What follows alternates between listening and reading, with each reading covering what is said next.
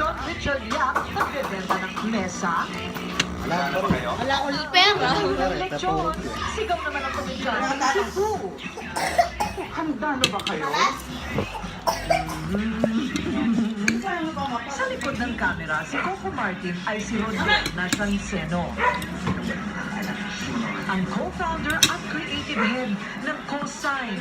Tinan mo, tinini para mapara Isang siya. kumpanya na gumagawa ng digital media entertainment o mobile applications. Relate ang actor sa pagkahilig sa mga sinubuhay ng Pinoy. Live ko lang.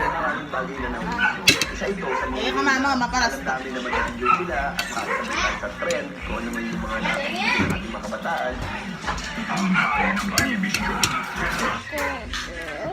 Patingin naman ito. Inako din na. Hindi ko na, no? ng synergy. Isa ka? Hello po.